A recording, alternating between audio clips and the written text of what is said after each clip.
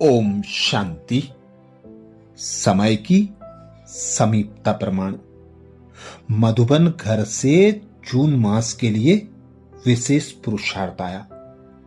बाप दादा इशारा देते हैं, बच्चे अभी अंतर्मुखी बन इस देह से न्यारे देही स्वरूप में स्थित रहने का अभ्यास करो।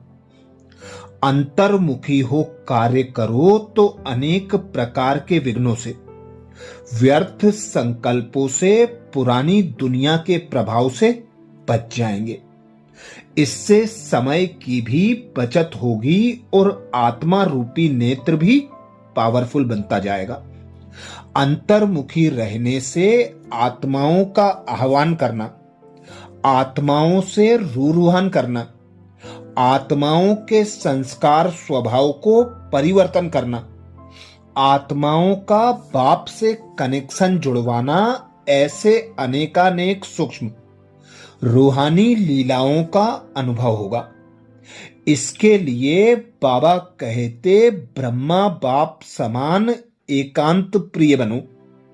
मैं आत्मा हूं, मैं आत्मा हूं, यह पाठ पक्का करो तो शांति और सुख के सागर में समाये रहेंगे और अन्य आत्माओं को भी अपने शुद्ध संकल्प और वाइब्रेशंस द्वारा, वृत्ति और बोल द्वारा, संपर्क द्वारा शांति व सुख की अनुभूति करा सकेंगे। तो विशेष जून मास का 25 जून को बाबा ने इशारा किया। जैसे यह देह स्पष्ट दिखाई देती है, वैसे अपनी आत्मा का स्वरूप स्पष्ट दिखाई दे, अर्थात अनुभव में आए। मस्तक अर्थात बुद्धि की स्मृति व दृष्टि के सिवाय आत्मिक स्वरूप के और कुछ भी दिखाई न दे व स्मृति में न आए। ऐसे निरंतर तपस्वी बनो, तब हर आत्मा के प्रति कल्याण का शुभ संकल्प उत्पन्न होगा। भल कोई अपने संस्कार स्वभाव के वश आपके पुरुषार्थ में परीक्षा के निमित्त बना हुआ हो, उसके प्रति भी सदा कल्याण के संकल्प उत्पन्न हो। अर्थात बाबा का इशारा है, निरंतर तपस्वी बनो।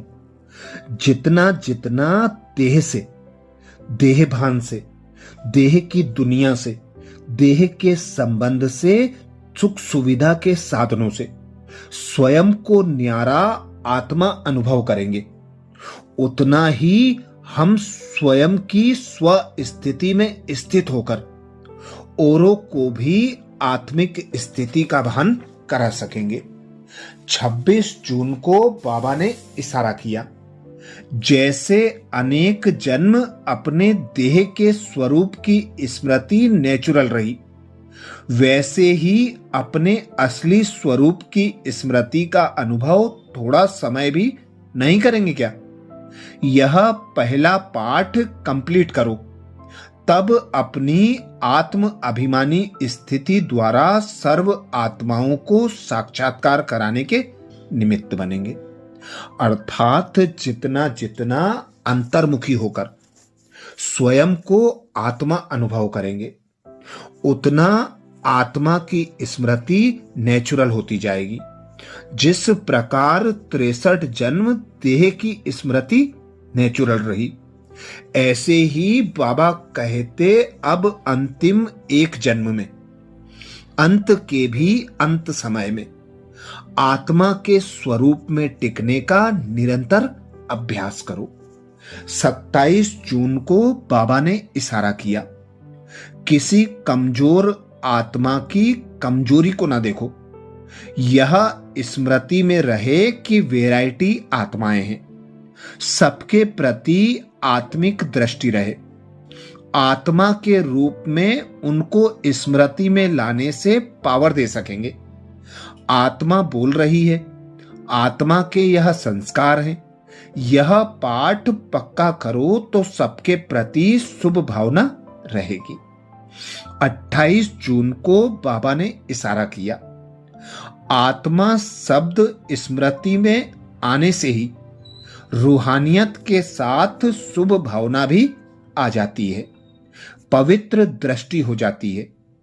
चाहे भल कोई गाली भी दे रहा हो, लेकिन यह स्मृति रहे कि यह आत्मा तमोगुणी पार्ट बजा रही है, तो उससे नफरत नहीं करेंगे, उसके प्रति भी शुभ भावना रहेगी। 29 जून को बाबा ने इशारा किया, जैसे कोई भी व्यक्ति दर्पण के सामने खड़ा होते ही स्वयं का साक्षात्कार कर लेता है, वैसे आपकी आत्मिक स्थिति शक्ति रूपी दर्पण के आगे कोई भी आत्मा आवे तो वह 1 सेकेंड में स्वस्वरूप का दर्शन व साक्षात्कार कर ले। आपके हर कर्म में, हर चलन में रूहानियत की अट्रैक्शन हो। जो स्वच्छ आत्मिक बल वाली आत्माएं हैं, वह सबको अपनी ओर आकर्षित जरूर करेंगी। 30 जून को बाबा ने इशारा किया, जैसे एटम बम एक स्थान पर छोड़ने से चारों ओर उसके अंश फैल जाते हैं, वह एटम बम है और यह आत्मिक बम है। इसका प्रभाव अनेक आत्माओं को आकर्षित करेगा और सहज ही प्रजा की वृद्धि हो जाएगी। इसलिए संगठित रूप में आत्मिक स्वरूप के अभ्यास को बढ़ाओ, स्मृति स्वरूप बनो, तो वायुमंडल पावरफुल हो जाएगा। अच्छा, ये विशेष पुरुषार्थ जून मास के लिए मधुबन घर से हम ब्राह्मणों के लिए है। इसके साथ मम्मा के जो गुण और शक्तियों का विशेष पुरुषार्थ आया, उसका मनन अगले वीडियो में करेंगे। अच्छा, ओम शांति।